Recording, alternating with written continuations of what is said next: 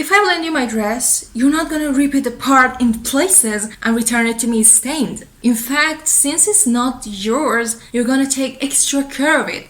Even better than something that is your own. But somehow, when it comes to books, everything changes. And if you watched my last video, which was the art of destroying a borrowed book, and thought any part of that tragic comedy was exaggerated, then you're a member of that minor percentage of the whole world's population. And I don't even want to acknowledge you. But I still love you. I guess everybody experiences it at some point, but as someone who takes pride in taking care of her books better than any librarian, it's worse for me. Especially since I couldn't say no to such requests. And this case was not only limited to my books. Another example would be, like some years ago, I lent my Sims 3 collection to a friend. And then I didn't say anything for a week because I too am very lazy when it comes to installing or copying something on my computer, so it was fine. But after a month, I started bugging her, can you give back my CD? Yeah, sure.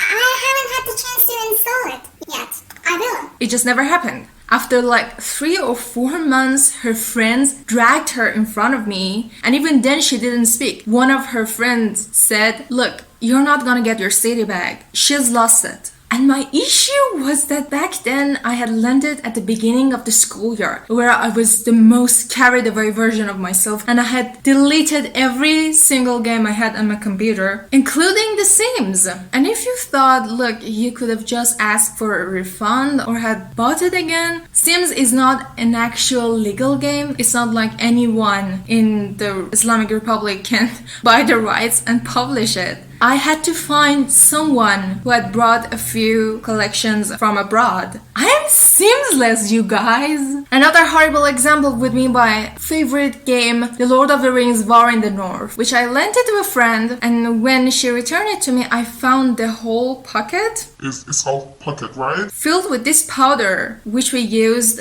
when we were drawing portraits with charcoal. There were scratches all around the city. Like, let me not get into more details. But of course, none of this above and none other book lending horror stories of mine can match this one. Like some years ago, I was in the middle of my high school period, and this author who had gained fame by writing on a website which was similar to Wattpad had finally decided to publish one of her works which she had been working on for a couple of years. But literally everybody in school I knew was excited about it. And since it was one of her first published works, we all wanted a signed copy of it. But of course everybody was busy with exams, as I should have been. But honestly, I didn't care. So I went to the International Book Fair and I got my own signed copy. And I shut my mouth about it so that nobody would ask to borrow it. But summer came, I was going to theater classes. I met a friend there who was also a fan of these romance novels. We were talking and she mentioned the book and she said, Oh my god, I would love to read that. and I don't know what kind of madness got into my head that I said, oh, I've read it.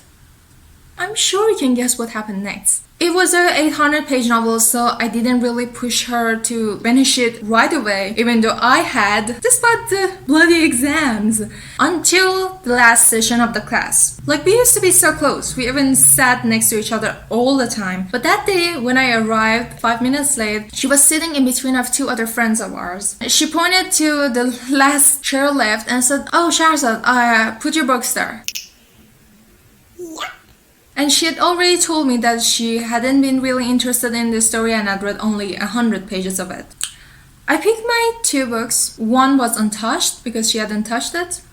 Thank God. But my signed copy of that special novel, from page 100 to 800 something, it was fine, almost. But the first 100 pages, it was as if it was soaked in a brown liquid. It's a good thing it didn't smell.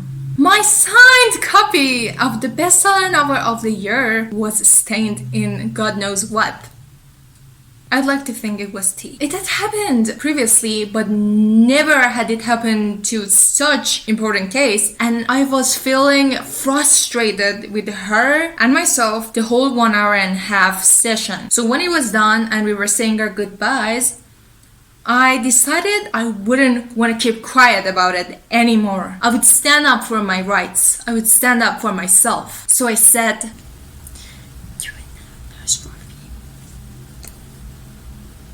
what did you say? You weren't trustworthy. Oh my god, why? Would you be shocked if I told you she used that to say I'm insensitive and broke up with me the exact same day on the Instagram? I lost the book and I lost the book. But I think she was right. I was ungrateful. She was right to break up with me. She was right to do that to my book. No, I haven't gone insane, I promise you. Because I think nothing would have been powerfully painful enough to make me stop lending my books to everybody who asked for it. Because a few months later, when another friend asked for the exact same book, I finally managed to say, look, I don't really feel comfortable lending my books, sorry. And it did feel super wrong, and I did feel super guilty, but the joy of finally standing up for myself surpassed it greatly. I mean, people do roll their eyes at me for that and call me names, but you know what? I don't give a F. It's been a hard-earned skill. If it's just a stupid book, then why would you even bother to read? And if I'm being cheap about it, then you be generous and buy a copy for yourself. And maybe stop trying to shame me into doing what you want. It doesn't suit your greatness and perfection. But forget about me. Tell me about you. Can you say no? And if you can, were you that awesome since the beginning of the time and it's not a big deal? Or did you too have to teach it to yourself? If you enjoyed this video, please go on and give it a thumbs up and also subscribe and turn on notification, because here on Shahrzad Stories channel, every week we hang out together with at least one video. I'm Shahrzad and thank you so much for watching.